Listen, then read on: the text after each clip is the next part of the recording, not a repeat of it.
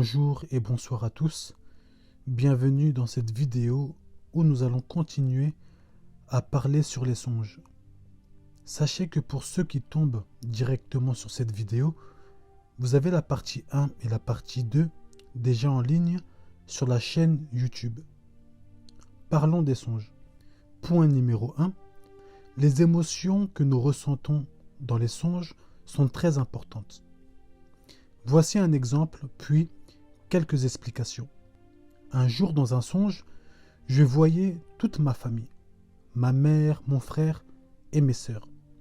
Mais bizarrement, j'étais très en colère seulement contre une seule de mes sœurs, et pas les autres. Très en colère. Et la colère dans le songe, je la sentais comme si Dieu voulait me transmettre ses émotions afin que je la comprenne. En me réveillant, je ne comprenais pas pourquoi j'étais en colère contre ma sœur dans le songe. Pourtant, moi et elle, tout allait bien, aucun problème. Je lui ai donc expliqué le songe, et de mon côté, je me suis mis à prier pour le comprendre. Quelques jours après, Dieu me donne l'explication. Ce qu'il faut savoir, c'est que cette sœur en question, qui est ma grande sœur, était très avancée spirituellement par rapport au reste de la famille. Mais en ce temps-ci, elle était distraite. Ce n'était pas moi qui étais en colère contre elle, mais c'était Dieu. Et le fait que j'étais le leader de tous, Dieu me faisait part de sa colère la concernant. La colère que j'avais, c'était une colère prêtée. Ce n'était pas une colère qui venait de moi. Après avoir compris, elle m'avait confirmé que, ces temps-ci, elle était distraite. Voici. Les émotions que vous ressentez dans vos songes ne sont pas forcément conformes à la réalité vous concernant. C'est-à-dire que tu peux être en bon terme avec une personne sans avoir de problème, mais dans un songe, vous vous disputez ou vous êtes en colère contre elle. Ce qu'il faut savoir, c'est qu'il y a certaines émotions qui ne viennent pas de vous. C'est Dieu qui vous fait sentir ce qu'il ressent par rapport à une personne ou par rapport à une situation. Vous êtes dans un songe où on vous propose deux travails. Dans ce songe, vous sentez que dans le premier travail, il y aura des problèmes. Mais dans le deuxième, tout ira bien. Ce n'est pas qu'on vous le dit dans le songe, mais vous le ressentez. En vous réveillant, vous faites l'analyse du songe. Premièrement, vous avez seulement vu une personne vous proposer deux travails. Seulement ça, sans dire autre chose. Et deuxièmement, vous avez les sentiments que vous avez ressentis. Ainsi, vous comprenez quel est le sentiment de Dieu pour vous concernant les deux travails proposés. Ainsi, ce sont les sentiments que vous avez ressentis qui vous ont orienté. Dieu peut aussi nous parler et nous orienter juste en nous faisant sentir certains sentiments comme si c'était nous qui les ressentons. Et lorsque dans ta vie quotidienne, nous venons te faire une proposition d'un côté et une autre de l'autre, par le songe et les sentiments que tu as ressentis, tu connais déjà la volonté de Dieu. Qu'est-ce que Dieu t'a dit? Comment il t'a parlé? En te faisant ressentir certains sentiments sur un domaine bien précis. Il y a certaines personnes qui ne comprennent pas certains sentiments qu'ils ressentent dans le songe car ils veulent faire le rapport avec la réalité, c'est-à-dire avec les réalités en dehors du songe. Tu as dans certains songes des sentiments qui sont à l'opposé des sentiments que tu as en dehors du songe. Donc nous avons dit premièrement, car ce ne sont pas tes sentiments à toi, mais celles de Dieu, mais qui te les fait ressentir. Mais attention, ça peut être aussi ce que toi tu ressens au plus profond de ton être, dont tu es ignorant, mais que Dieu te révèle. Voici un exemple. Dans la vie quotidienne, tu te chamailles toujours avec une fille. Tu lui parles aussi souvent mal. Mais dans un songe, tu vois que tu es en face d'elle, mais tu ressens de l'amour. C'est plutôt contradictoire. Mais Dieu te montre le sentiment caché au plus profond de toi-même. Ce sentiment caché par les disputes et les chamailleries que tu provoques avec cette fille. Peut-être une blessure intérieure qui te ferme aux autres, mais Dieu te révèle qu'au plus profond de toi-même, tu l'aimes, mais tu ne sais pas comment gérer ce sentiment. Voilà pourquoi les moyens de communication, ce sont les disputes et les chamailleries. Certains sont même étonnés de vous voir, des années après, mariés, ayant plusieurs enfants. Car l'amour était réel, mais caché par exemple par certaines blessures. Mais le Seigneur est celui qui sonde les cœurs et les reins et qui peut aller jusqu'à derrière les blessures pour voir ce qui est réellement caché. Donc je répète, ne négligez pas les sentiments que vous ressentez dans vos songes. Si vous avez l'habitude de noter les songes que vous avez, écrivez aussi les sentiments que vous avez ressentis. J'étais triste, j'étais heureux, j'étais hésitant, j'étais distrait, etc. Dans Jérémie chapitre 17, le verset 10, on nous dit « Moi l'Éternel, j'éprouve le cœur, je sonde les reins pour rendre à chacun selon ses voies, selon le fruit de ses œuvres. » Dans ce verset, Dieu dit qu'il examine les pensées et les désirs de tous. Et par l'examen que Dieu fait dans ton cœur, il ramène à la surface certains sentiments dont tu es inconscient. Dans Actes chapitre 17, le verset 16, on nous dit « Comme Paul les attendait à Athènes, il sentait au-dedans de lui son esprit s'irriter, à la vue de cette ville pleine d'idoles. » Ici, nous voyons que le Saint-Esprit qui était en Paul était irrité. Et Paul l'a ressenti. Ce n'était pas un sentiment qui venait directement de Paul, mais un sentiment qui venait du Saint-Esprit que Paul a senti. En d'autres termes, Paul était triste, mais cette tristesse lui a été communiquée. Certains pourront dire peut-être que c'est seulement lui qui n'a pas aimé ce qu'il a vu, mais un chrétien réellement converti marche toujours accompagné du Saint-Esprit et les sentiments qu'il est censé ressentir, ce sont les sentiments de l'Esprit. Point numéro 2.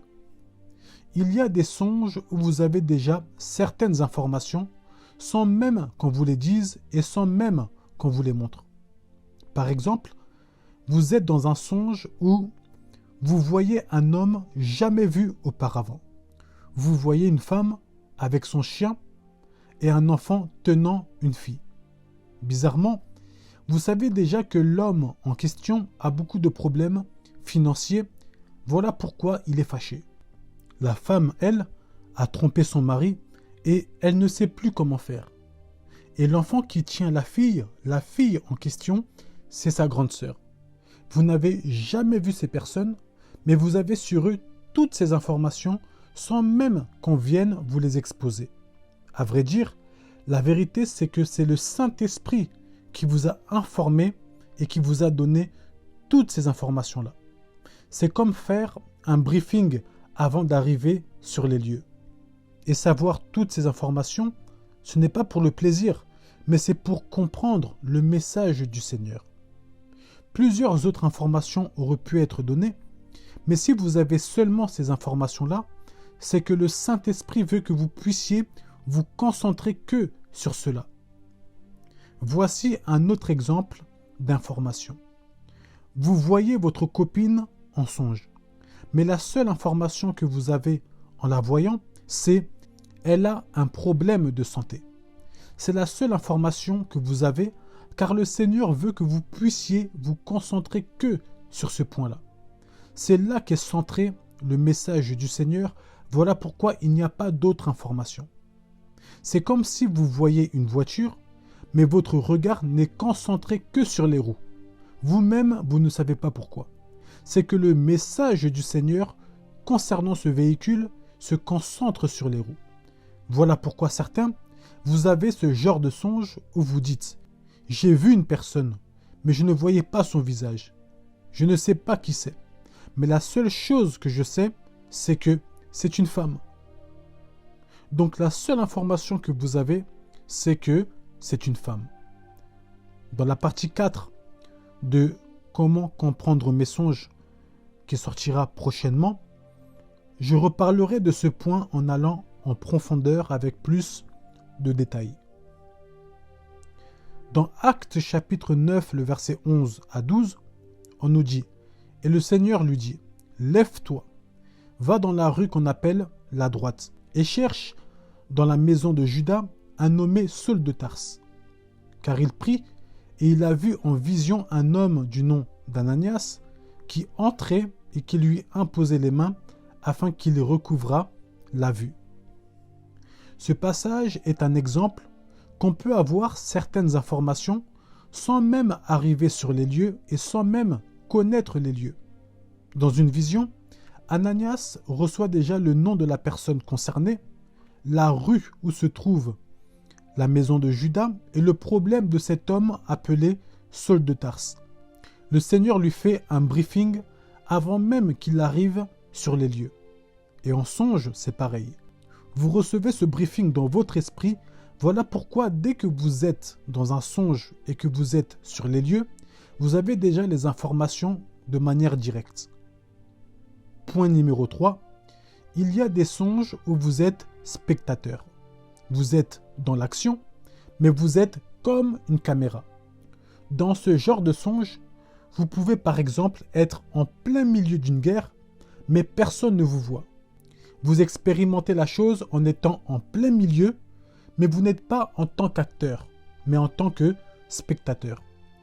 Par exemple, dans un film, il peut y avoir des choses qui se passent, du mouvement, mais vous êtes comme la personne qui filme tout ça. Certains, par exemple, vous assistez à des réunions où l'on prévoit de vous faire du mal. Vous êtes juste à côté, mais les personnes de cette réunion ne vous voient pas. Toi, tu les vois discuter, tu entends chaque parole prononcée à ton égard. Tu vis la chose comme si tu y étais.